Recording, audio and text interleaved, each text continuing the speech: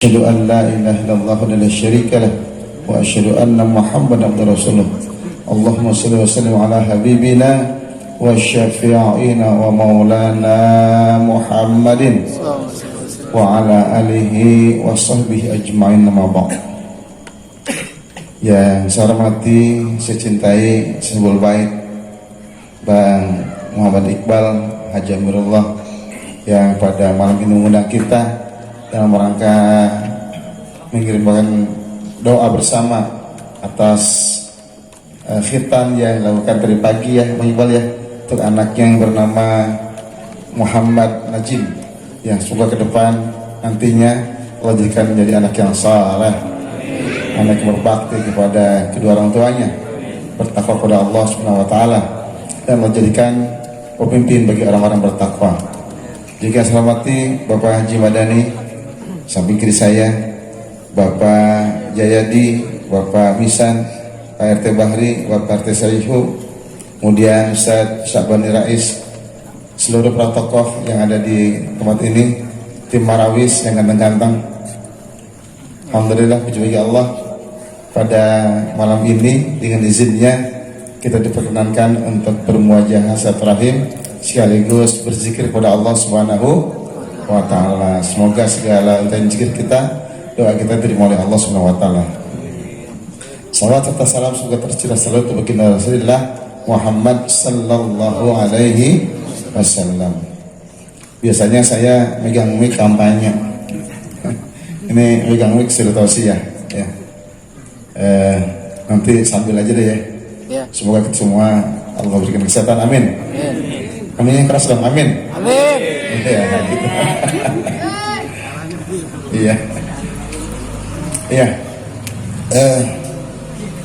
Rasulullah menyampaikan dalam sebuah hadisnya, kullu maulidin yulidu al fitrah.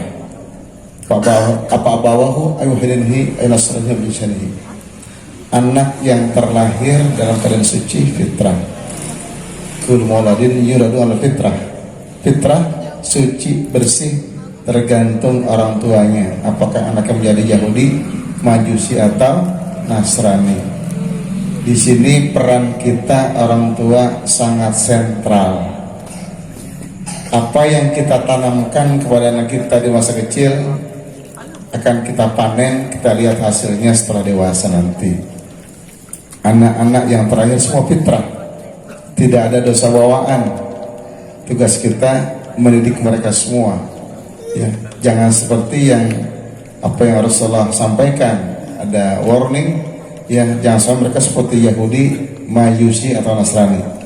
Semuanya terkait dengan akidah ya. Anak-anak kita bukan pelanjut cita-cita bapaknya yang belum selesai. Semua anak yang terlahir ke dunia dengan sifatnya sendiri-sendiri, dengan potensinya sendiri-sendiri. Boleh jadi ada yang cacat lahir, tapi produk Allah tidak ada yang cacat. Semua produk Allah, ciptaan Allah, semuanya baik, punya kelebihan, punya kekurangan, punya keistimewaan. Seperti yang kita saksikan dalam mencari bakat para penghafal Quran di RCTI ya, Najah ya, yang cacat secara fisik namun dapat menghafalkan Quran dengan baik. Produk Allah tidak ada yang gagal. Yang gagal kita mengenali potensi anak kita. Saya ulangi, produk Allah tidak ada yang gagal. Yang gagal kita orang tua mengenali potensi anak kita. Yang gagal kita mengembangkan potensi anak kita. Yang gagal guru-guru sekolah menyamakan semua anak sama, sistem pendidikan klasikal, padahal semua anak punya sendiri-sendiri ya, kata Rasulullah, tergantung kedua orang tuanya. Kullu mauludin yuladu ala fitrah, dua orang tuanya yang menjadikan ia seperti apa, Majusi, Nasrani atau Kristiani ya. Untuk itu bersama kita didik anak kita. Yang pertama adalah tentang akidah ya. Wa qadar buka alla ta'budu illa iyyah wa bil walidayni ihsana. Jadi Allah menyampaikan kepada kita bersama dalam surat 17 ayat 3 dan 24 bahwa kalimat pertama yang kita ajarkan kepada kita adalah tentang akidah, karena dia adalah pondasi berdirinya semua akhlak perilaku anak kita.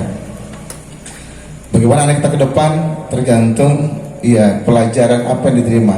Apalagi di rumah, ibu adalah madrasah yang paling utama. Ummu madrasatul ula. Ibu adalah madrasah sekolahan yang paling utama. Artinya anak kita ini dididik oleh ibunda kita. Ibu mendidik usia sampai dengan 2 tahun. Setelah itu kewajiban ayah.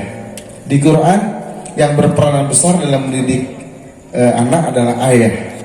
Kalau kita sekarang yang mendidik sekolahan, ya, padahal sekolahan dari jam 7 pagi sampai jam berapa?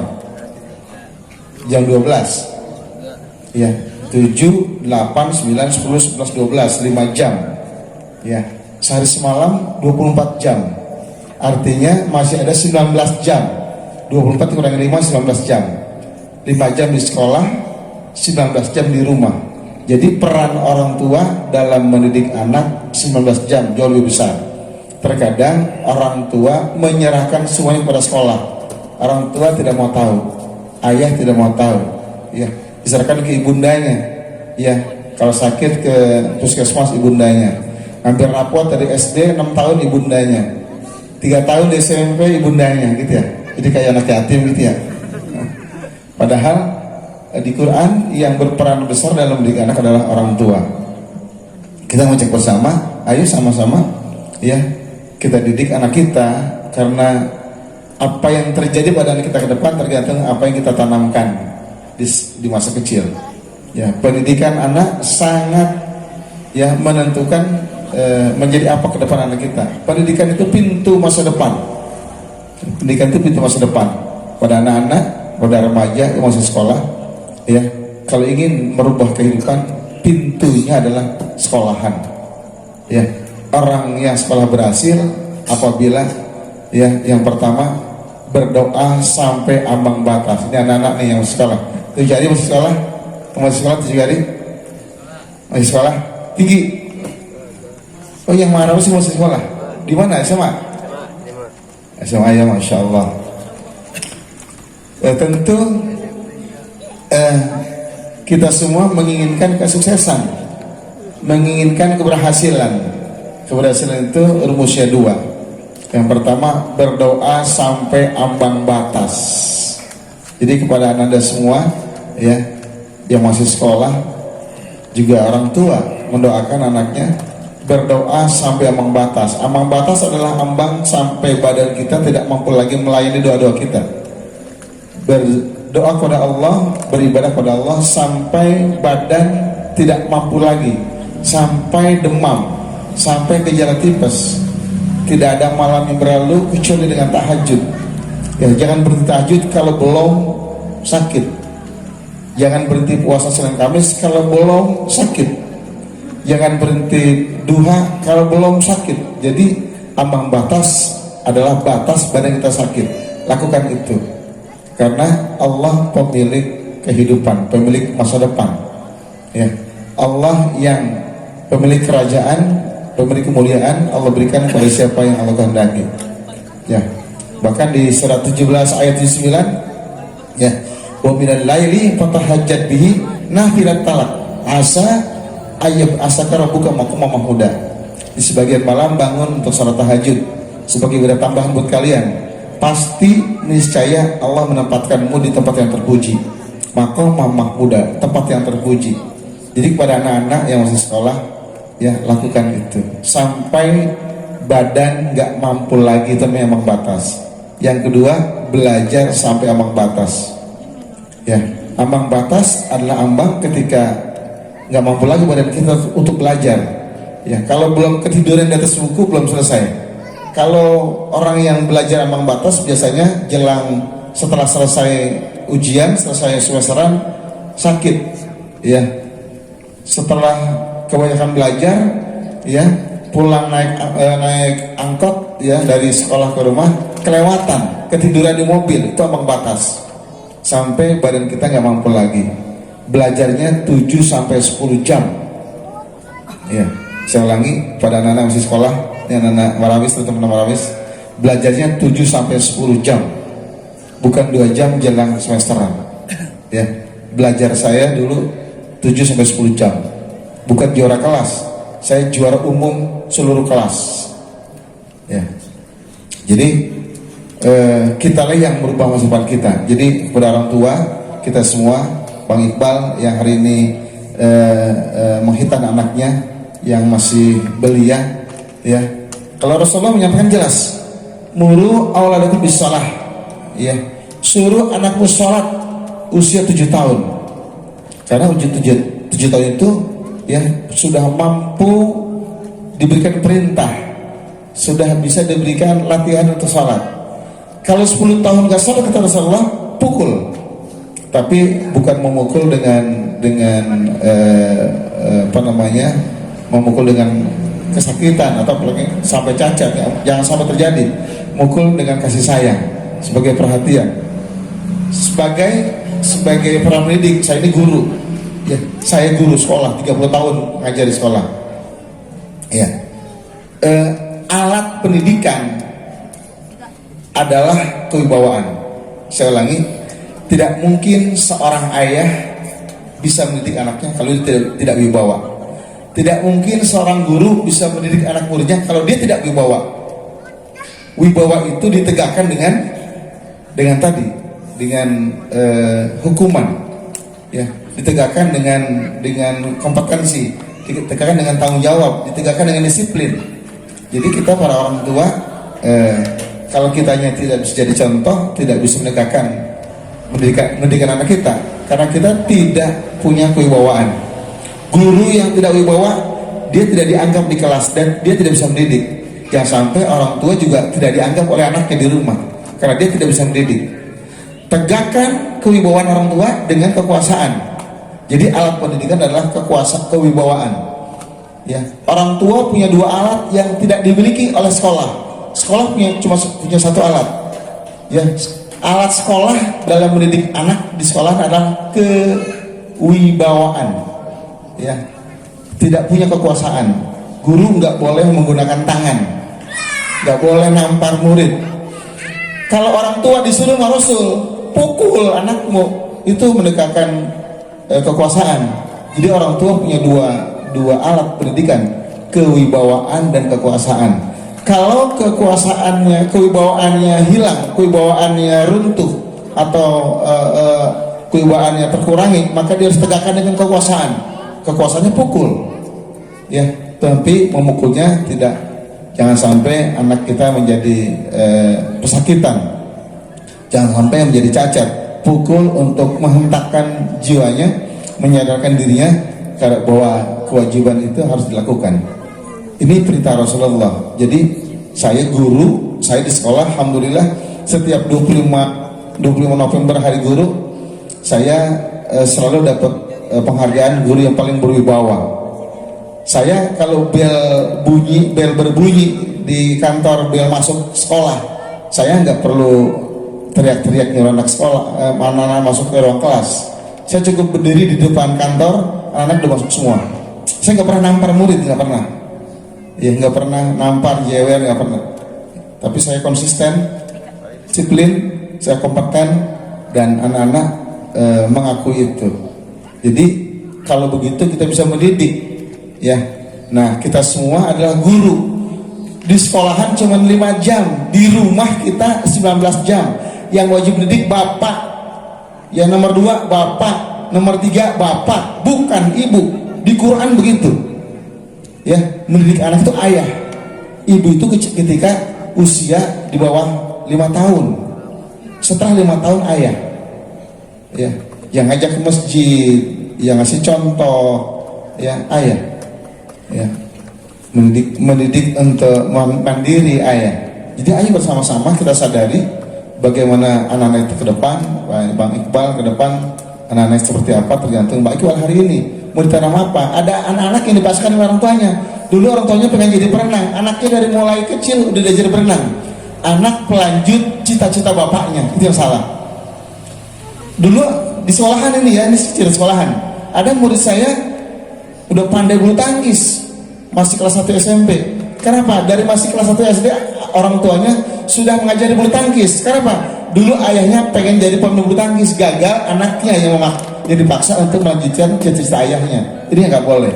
Karena setiap anak punya bakat sendiri, punya talenta sendiri, punya kemampuan sendiri, kelebihan sendiri. Ya, kita tidak bisa memaksakan cita-cita kita yang belum tercapai kepada anak. Kita tidak bisa memaksakan kehendak kita kepada anak.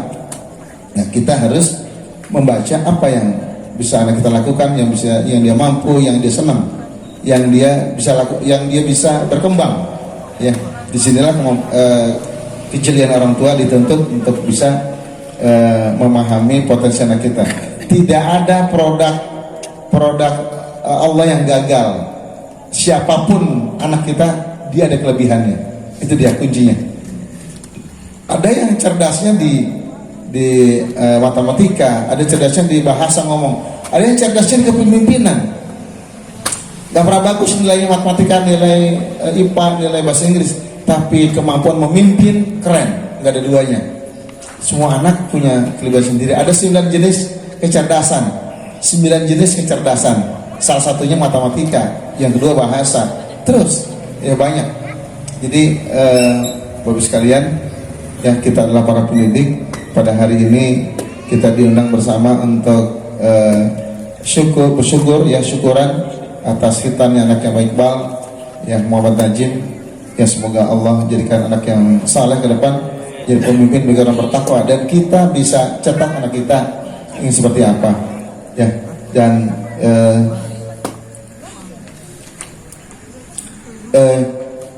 tentu orang tua yang memilihkan, ya, jangan sampai seperti cerita Habibie, Profesor Dr. Habibie, mantan Presiden Republik Indonesia, ketika dia mengeluh bahwa anaknya semuanya sukses, berhasil, tapi sukses di bisnis luar negeri, jadi dosen di banyak benua, di banyak negara, pebisnis yang tangguh, tapi ketika orang tuanya akan meninggal, dia tidak bisa membersamai dan tidak bisa memimpin doa, tidak bisa bacain Yasin, karena memang dididik untuk sukses di dunia karir.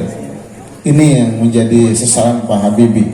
Nah, kita semua, ayo kita didik anak kita, ya, jangan sampai terlena jauh dari agama. Ya, alhamdulillah saya punya pesantren Quran.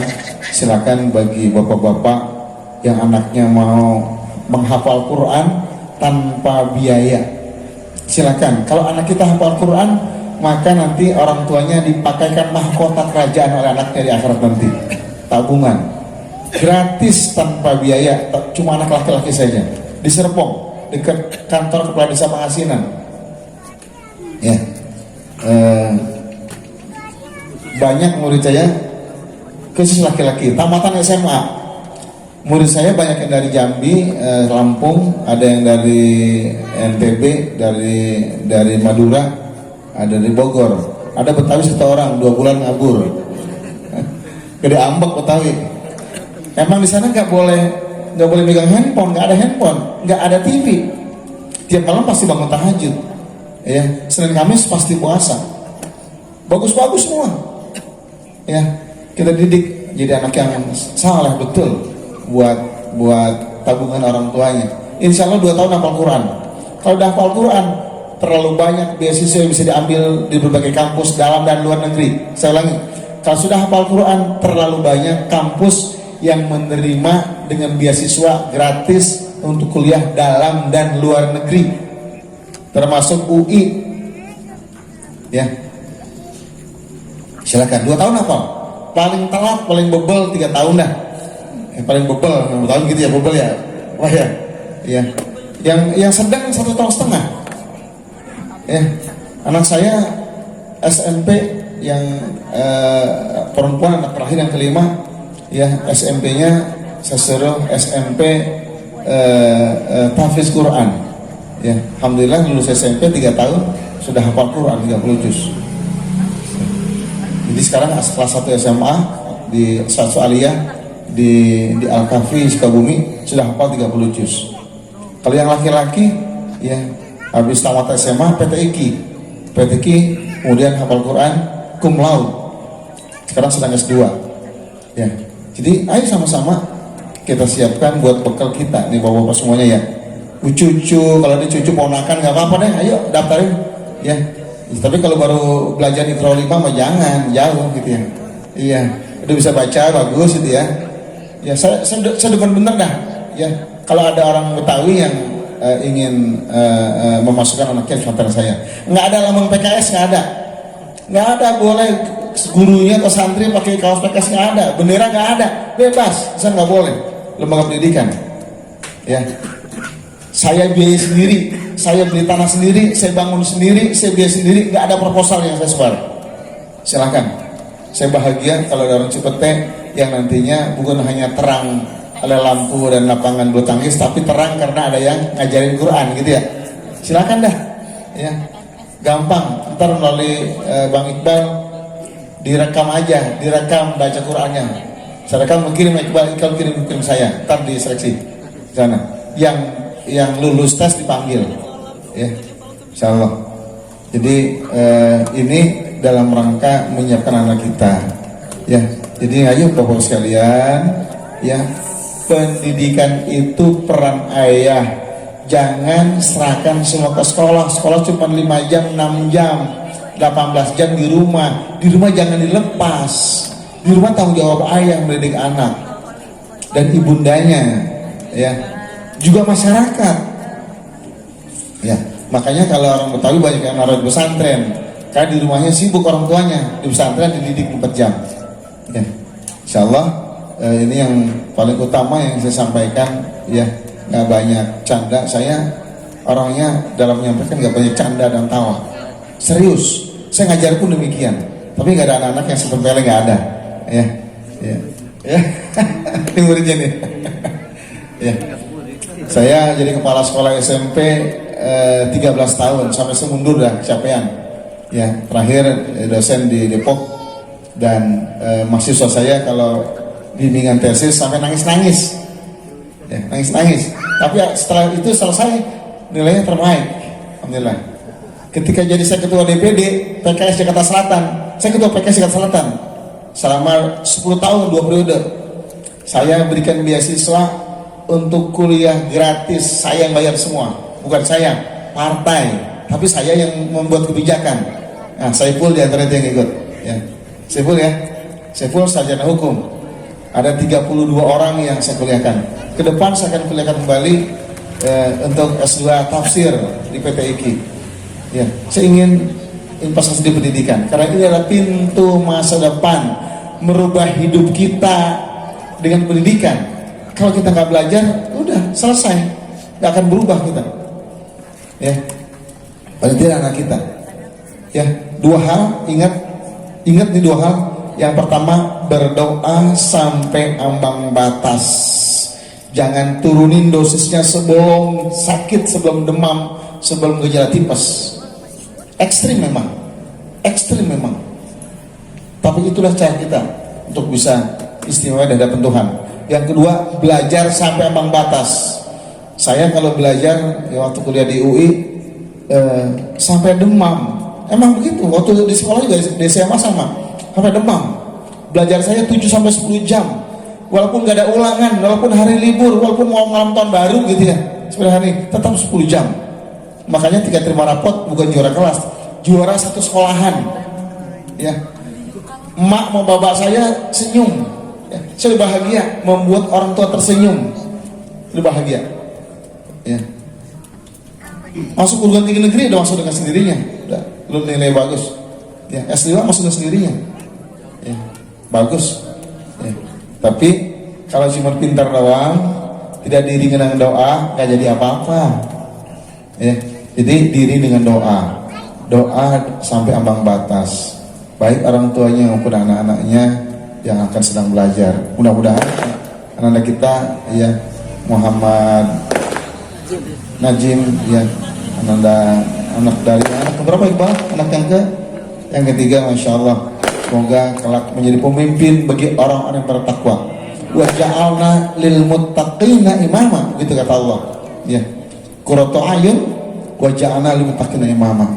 Insyaallah mudah-mudahan yang singkat ini bermanfaat buat kita bersama. Saya sedih di sekolah, orang tua menyerahkan semua ke sekolah. Sekolah cuma 6 jam, saya sekolah miris. Anak bermasalah, semua anak saya yang bermasalah itu berawal dari rumah, semua di rumah. Ya, ada yang saya panggil, nah saya melihat kamu beda dengan anak yang lain. Kamu ada masalah apa sih, nak? Cerita. Kamu sudah punya pacar berapa? 42, Pak. Anak SMP pacarnya 42. 42 kali ganti-ganti. Saya tanya lebih jauh dan dia sudah kehilangan kegadisan. Orang tuanya nggak tahu. Saya bilang, nak, jangan kasih tahu ayahmu ibumu. Sok ayah ibumu. Jadi karena kamu berubah. Jangan merasa terlanjur, bahaya, nggak boleh. Nggak boleh merasa terlanjur. Kalaupun ayah ibunya tahu, saya akan melarang ayah ibunya untuk menghukum fisik. Nggak akan berubah, udah terjadi. Sekarang bagaimana ke depan? Ada anak saya mau bunuh diri di sekolahan, mau motong aurat nadinya pakai silet, ya. Dia anak satu-satunya. Kamu kenapa, nak? Ya, Pak, saya sudah 2 kali gugurin kandungan. Ini lagi hamil yang ketiga. Orang tua saya nggak tahu. Pacar saya sudah pacaran dengan perempuan lain. Saya gimana ya, Pak? Dia mau bunuh diri di kelas. Saya panggil ayah ibunya dan selesai, alhamdulillah. Jangan sampai terjadi. Nauzubillah min dzalik. Ya, insyaallah kalau kita dekat kepada Allah, Allah jaga kita semua. Ya, anak kita, para remaja di sini, ayo kita baca Fatihah. Semoga Allah menjadikan kita pemimpin bagi orang-orang bertakwa. Kita jadi anak yang saleh. Harapan ayah bunda kita menjadi tabungan ayah bunda kita. Setelah orang tua tiada, kita terus mengalirkan pahala kebaikan buat kedua orang tua kita. Dan semoga Ananda Muhammad Dijam yang dihitam pada hari ini telah menjadi anak yang saleh dan menjadi pemimpin bagi orang bertakwa. Al-Fatihah. A'udzubillahi minasyaitonirrajim. Bismillahirrahmanirrahim. Alhamdulillahirabbil alamin arrahmanirrahim maliki yaumiddin. Iyyaka na'budu wa iyyaka nasta'in ihdinas siratal mustaqim siratal ladzina an'amta 'alaihim ghairil maghdubi 'alaihim. Terakhir, ya, calon presiden ada berapa? 1. Calonnya ada berapa? 3 kan ya? 01, 02, 03. Calonnya ada 3. Pasti yang menang 1, yang kalah 2, gitu ya? Kalau masuk ke bilik TPS milih 3 sah nggak? Nggak sah. Milih 2 nggak sah. Milihnya harus 1 biar sah. Insya Allah 1 menang. Amin. Amin. Ya. Dan calon presiden kita nomor 01. Saya pun nomor 1. Mohon doa mudah-mudahan ya saya dapat suara di sini. Saya ingin membela pendidikan, Bu, bapak-bapak sekalian. Saya sudah panggil kepala dinas pendidikan. Saya marahin, Pak, pendidikan itu tanggung jawab negara. Negara yang biayain semua. Ya, di seluruh negara di dunia, negara yang beliin tanah, negara yang bangun, negara yang biayain guru-gurunya. Siswa tinggal belajar. Semua negara begitu. Sama negara miskin juga begitu juga. Tapi di Indonesia, di Jakarta, yang dilayani cuma negeri doang. Emang yang bayar pajak negeri doang? Kita kan yang sekolah di swasta bayar pajak juga. Pajak motor, pajak listrik, pajak kendaraan bahan bakar, pajak PBB. Kenapa cuma yang di negeri yang dibiayai? Kenapa hanya sekolahan yang dibiayai? Ada majlis taklim, ya, kalau di gereja ada sekolah minggu. Itu tanggung jawab negara semua, di seluruh negara begitu. Harusnya biaya negara. Saya tanya kepada dinas, Pak Dinas, kalau guru-guru swasta dikasih gaji minimal sama dengan PPSU, ya, 5.067.000, ya, butuh duit berapa? Kalau murid swasta ditanggung oleh negara butuh biaya berapa? Kata kepala dinas 32 triliun, Pak Haji. karena kepala dinas. Uang pajak kita 43 triliun, pendapatan asli daerah kita 73 triliun, butuhnya cuma 32 triliun. Bisa, tergantung gubernurnya mau apa enggak, tergantung ketua DPRD-nya mau apa enggak. Zaman sebelum Pak Anies, Metro Mini sama Kopaja sering rebutan penumpang, kecelakaan, terbalik, meninggal dan sebagainya. Setelah Pak Anies ingin merubah transportasi umum di Jakarta, semua dibiayai negara, aman sekarang. Tinggal tapping, sekali tapping gitu ya. Kemudian semua sopir digaji oleh negara, selesai semua. Ya. Ini keinginan dari gubernur, ini keinginan dari penguasa. Jadi penting untuk memilih orang yang siap yang melayani masyarakat. Mudah-mudahan